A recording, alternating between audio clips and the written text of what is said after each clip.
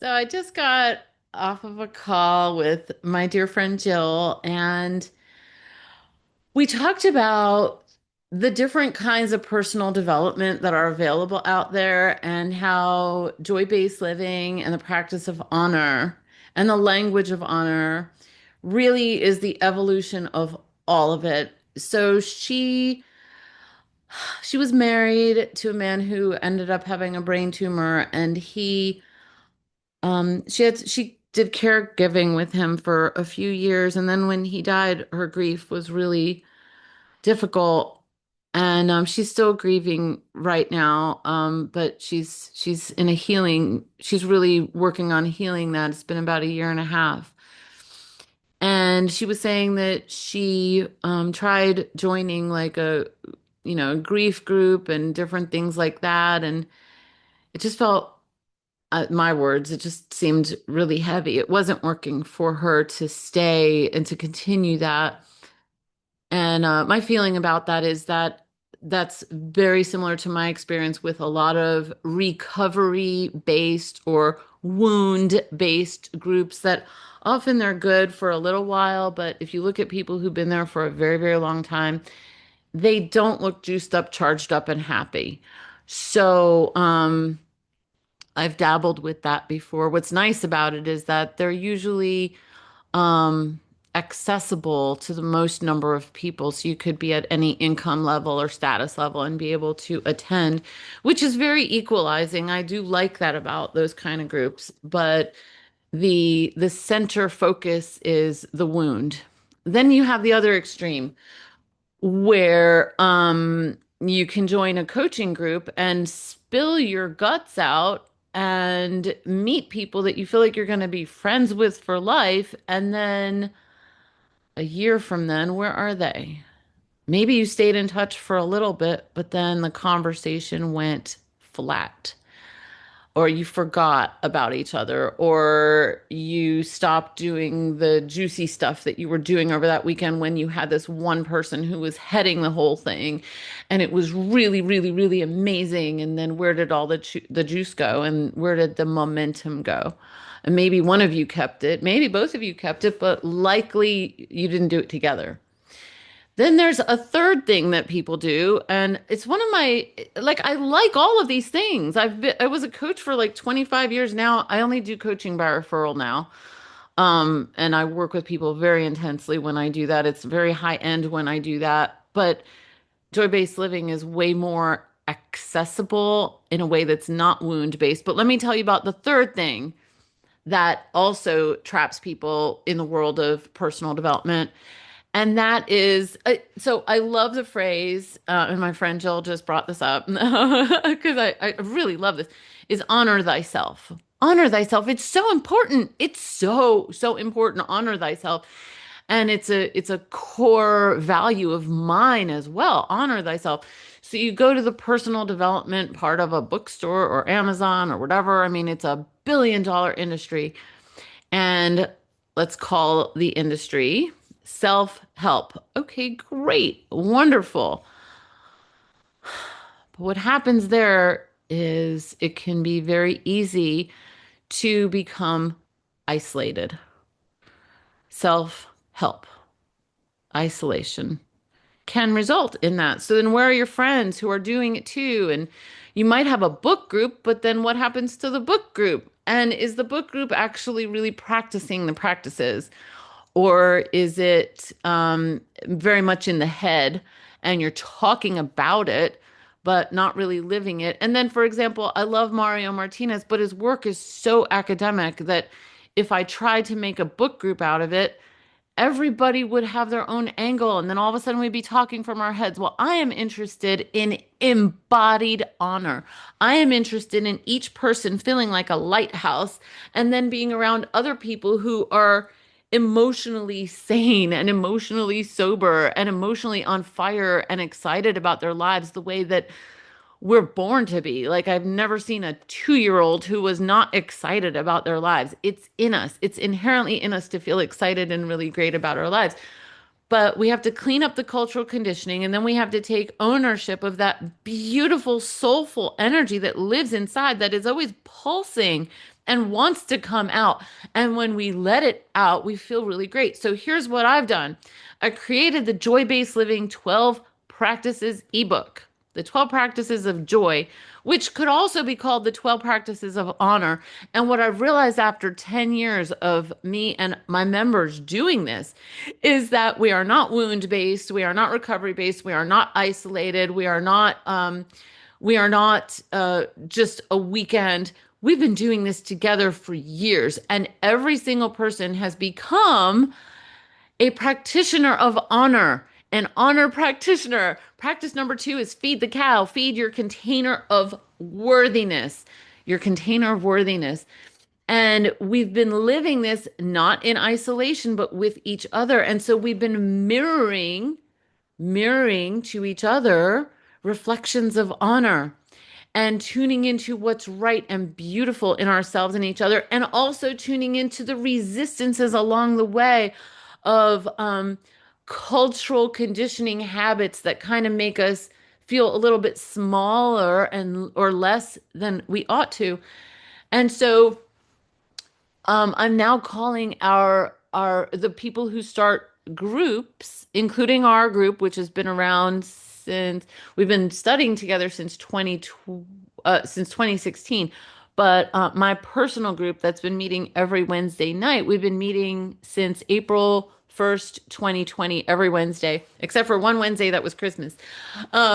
Every single Wednesday we've met as a group, and we now call our groups honor circles. So my particular group is called Wholehearted Networking. But what happens is, if this is a numbers game, which it is, if this is a numbers game, which it is, then when there are a sufficient number of people in every major city and even in small cities and towns who are doing the 12 practices, at first you start learning at first you kind of clear the oil off your feathers.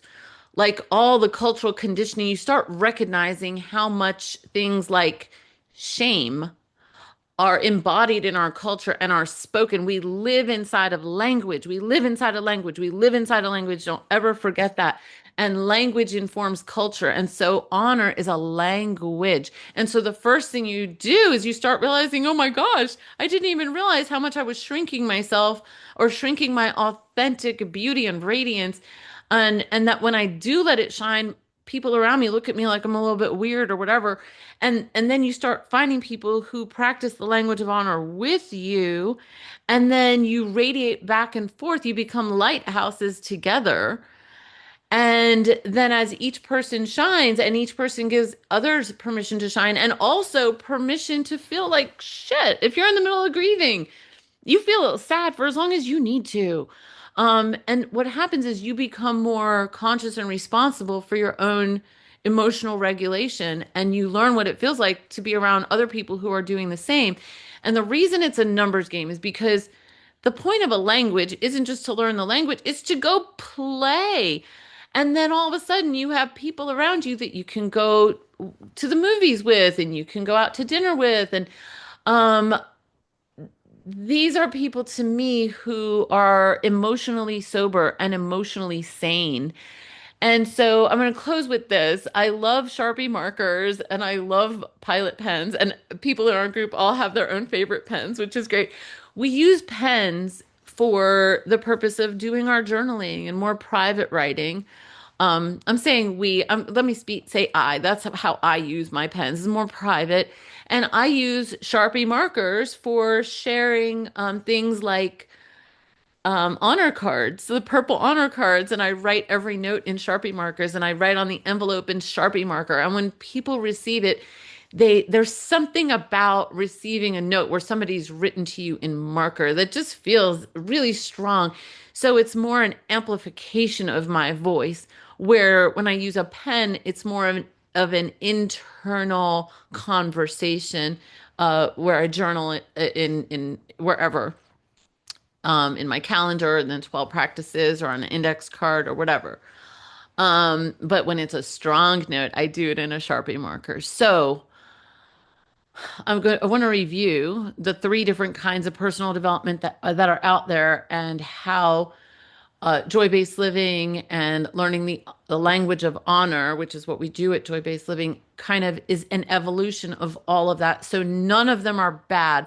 I'm just pointing out where they're limited and how we are evolving and transcending those limits so that we can have relationships over long periods of time where people around us are practicing honor, and that lets us have relationships with each other that are not limited by time constraints or money constraints. So the first kind of personal development that's out there for so many people, and I'm so grateful that it is groups and communities that are centralized around a particular wound, whether it's death or addiction or anything that's a wound or illness. And then the other kind of group community that's out there is more coaching and personal development based. And usually it's usually expensive and there's usually a time limit on it, whether it's a weekend or a month or a year or 5 years even. It's very rare to have a continuity of relationship. And if it's a very expensive program, then what you end up losing out on is when you're having a dip in your money, then what happens to those relationships? Oh my God, relationships is where it's at. We want continuity of healthy, strong, growing relationships that really value authenticity. And then the third kind of personal development is when you're doing it by yourself too often, too much, and you're not getting enough mirroring from other people. You could be doing it with AI. You're still like not with other people. So my phrase for this year is human to human. And so I've been writing an honor card, a purple honor card, and sending it out at least one per day for this whole year. It's now March 13th, 2026, and I started this on January 1st, and I've been writing a daily note since January 21st. And if you're a paid member at Joy Based Living at Patreon and you would like me to send you a copy of the latest draft of the ebook, I will. And so you can read it and it's kind of delightful and you'll get to see an example of how I practice honor no matter what's going on, no matter how I might be feeling, no matter what situation might be happening around me, and how I keep the language of honor alive internally and within my relationships. And the book actually feels like a friendship love story.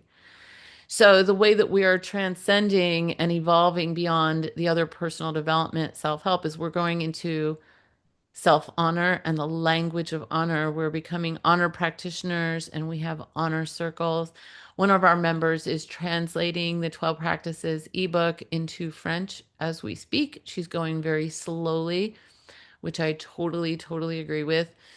And if you have any questions or suggestions or reflections, if you are a paid member at Patreon, you can be a paid member at $5 a month. You can also be a paid member at $15,000 a month.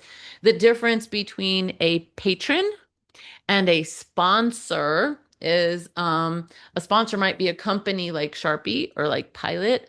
Um, a, a patron is interested in keeping an artist's voice alive. So in this case, I'm an artist of the language of honor, and I'm an artist of humans, helping humans let their light shine brighter. Um, a patron wants to see your art in the world and they want your genius to exist in the world, and it's personal when someone is a patron. So people who've been my patrons from day one of joy-based living back in 2016 who helped me kickstart it, I'm so grateful to all of them and everybody who's jumped on the bandwagon along the way. I'm so so so so grateful to all the patrons. And a sponsor is a person or organization or company that wants to amplify the program. So, like Sharpie Marker, for example, could be sponsoring joy-based living, and I would just keep promoting Sharpie markers, which I'm already doing for the purposes of honor. So it'd be like the Sharpie honor effect, SHE. Okay, so I've said way more than I intended to right here. Thank you so much for listening. And thank you for being part of joy-based living at whatever level you are. And thank you for caring about practicing honor, because if you're listening to this point, you care about practicing honor, whether it's internally or externally or both, whether it's in a more passive way, in a more active way. If you just want to see more of it in the world and that is your wish, that has merit and value in our community, in our world. So thank you for being here. Thank you for connecting. And I hope to connect with you again soon. Bye for now.